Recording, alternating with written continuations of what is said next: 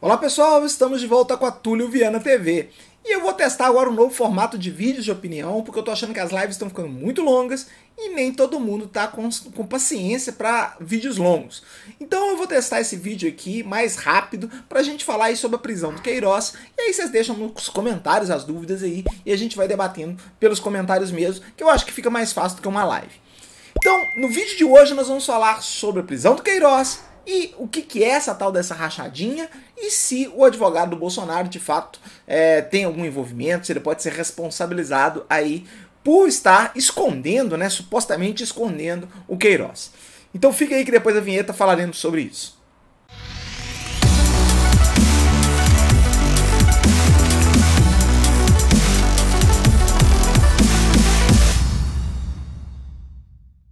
Bom, em primeiro lugar nós precisamos falar da rachadinha. A rachadinha não é nada novo. Quem tem um mínimo de experiência com serviço público sabe que é uma prática, digamos assim, razoavelmente comum nos cargos comissionados. Então o sujeito tem alguns cargos lá à disposição dele, deputado, juiz, desembargador, né? E aí ele então contrata o sujeito, mas já combina com ele: olha, eu estou te contratando, o salário que o tribunal vai te pagar, o salário que a Câmara dos Deputados vai te pagar é 10 mil.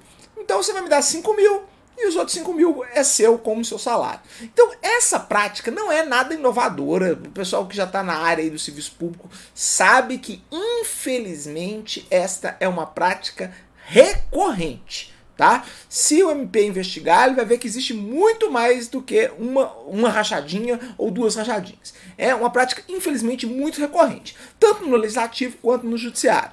Então, isso e existe. Não estou falando necessariamente que o Queiroz, especificamente, esteja fazendo. A gente tem que ver as provas aí, mas há indícios fortes aí de um esquema de rachadinha por parte deles.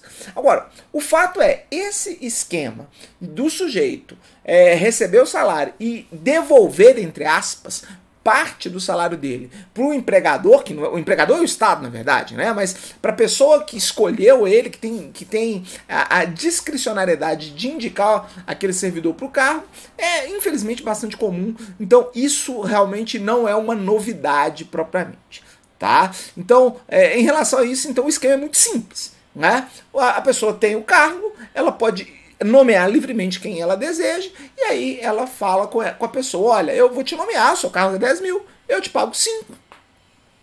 E os outros 5 você me devolve. E claro, não vai devolver com depósito em conta só se for muito louco, né? Então eles vão ter que fazer algum esquema para que esse dinheiro volte para o chefe, né?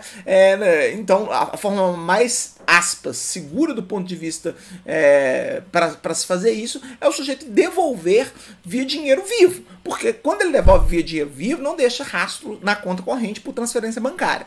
Se ele não faz uma devolução por dinheiro vivo, se ele faz, por exemplo, pagando boleto de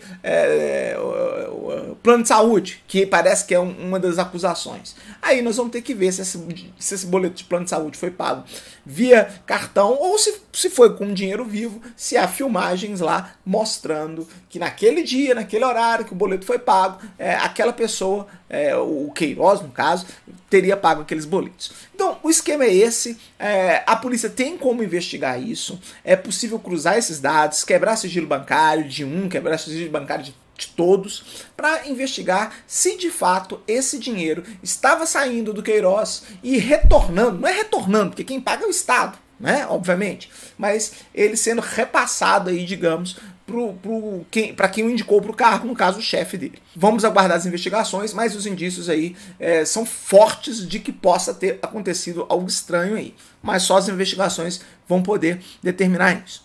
Uma outra pergunta que as pessoas têm me feito muito é em relação à responsabilidade do advogado, que em tese, né, estaria escondendo o Queiroz lá, não se sabe, no sítio, a gente não sabe exatamente se era um escritório, né? Parece que eles queriam fazer crer que ali era um escritório de advocacia, mas os vizinhos falaram que não viam movimentação de escritório de advocacia.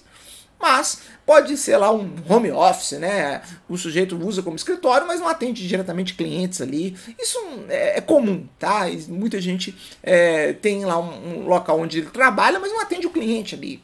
É possível, não é impossível. Mas o fato o advogado estar com um cliente, vamos chamar assim, se for cliente, escondendo dentro do escritório, da casa dele, seja lá onde for, é uma péssima ideia.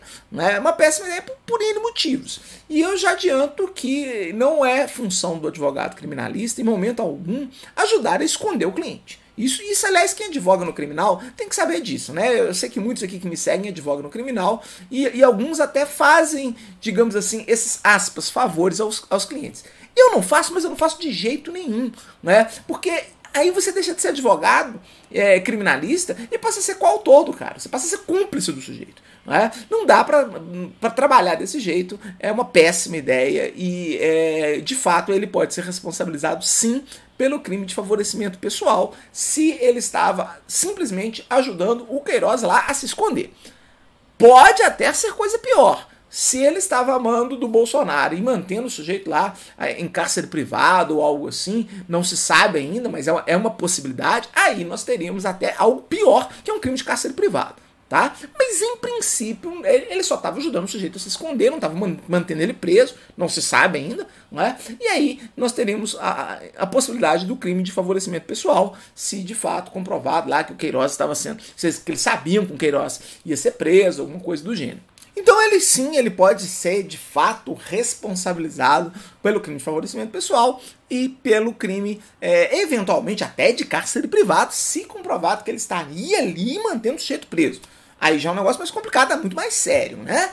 Imaginar que ele está mantendo ali um sujeito preso. Mas, em tese, é possível. Finalmente, é importante dizer o seguinte. Como advogado criminalista, isso eu falo para os meus alunos de terceiro período. Todos os meus alunos sabem disso. A primeira recomendação que eu digo aos meus alunos é: nunca advoguem numa organização criminosa. Não estou falando que são uma organização criminosa, mas para acusados de uma organização criminosa, para todos os membros. Tá? Se existe uma acusação de que eles são parte de uma organização criminosa, você deve, como advogado, escolher para quem você vai advogar. Não é? Porque uma das técnicas de defesa mais óbvias quando a gente advoga numa acusação como essa é jogar a culpa no outro, ou tentar fazer com que aquele indivíduo seja dissociado dos demais. Se a acusação é de que ele faz parte de uma organização criminosa, eu, como advogado, vou tentar demonstrar justamente que ele não tem envolvimento nenhum, ou um envolvimento muito pequeno com os demais. Essa ideia do advogado do Bolsonaro advogar também, ou ajudar também, ou estar ligado diretamente ao Queiroz, é uma péssima ideia como advogado criminal. Não façam isso. Vai dar errado. Porque se já existe uma suspeita de organização criminosa e você quer advogar para todo mundo ou quer se envolver ali com todo mundo, vai dar errado. Né? A advocacia criminal muitas vezes tem interesses colidentes.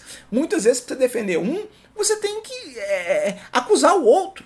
Né? Então, do jeito que a coisa foi colocada, me parece um erro até estratégico muito grande, porque o Queiroz, inevitavelmente, estava escondido lá na casa do advogado Bolsonaro, é o que a imprensa está noticiando. E isso realmente é muito mais um indício da relação muito forte entre eles. Né? Porque algo muito óbvio para qualquer advogado criminalista é que você não pode advogar para todo mundo. Se você tem vários acusados, você advoga para um e os outros você repassa para algum colega seu. Indica um outro colega para fazer a defesa. Mas não dá para você advogar para todo mundo. Aliás, eu como advogado, quando tem um caso como esse, eu nem fico de papinho com os outros advogados, não. Dos corréus. Eu quero mais tirar a imagem do meu cliente de qualquer relação com aquele grupo. Porque isso é a estratégia de defesa mais óbvia, insisto. Eu ensino isso para os alunos de terceiro período. Então é um péssimo indicativo isso. O advogado do Bolsonaro está lá também ajudando ou favorecendo ou escondendo o Queiroz, o pior, mantendo o sujeito escondido lá e sem poder sair, que em tese poderia caracterizar um cárcere privado. Tá? Então todas essas situações complicam muito juridicamente a situação na família Bolsonaro como um todo. Insisto aqui com você, já falei isso em outros vídeos, a questão política às vezes é muito mais relevante. Não adianta os fatos estarem muito claros, as acusações estarem muito claras, se os bolsonaristas continuarem passando pano para o presidente. né, se eles continuarem tratando o Bolsonaro como o político de estimação deles, que eles tanto criticaram os petistas de fazerem com Lula. Estão fazendo exatamente a mesma coisa agora. Aí pode aparecer o que for na frente deles, eles vão continuar negando.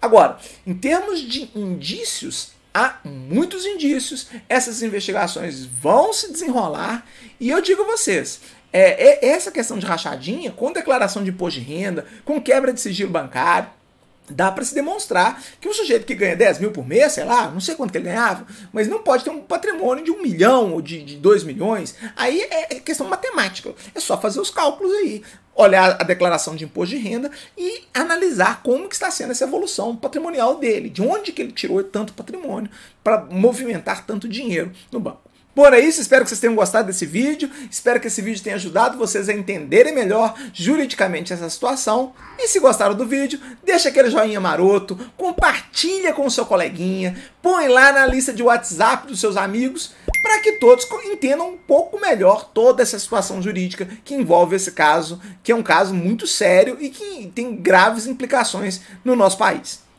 Espero vê-los no próximo vídeo, um grande abraço e até a próxima.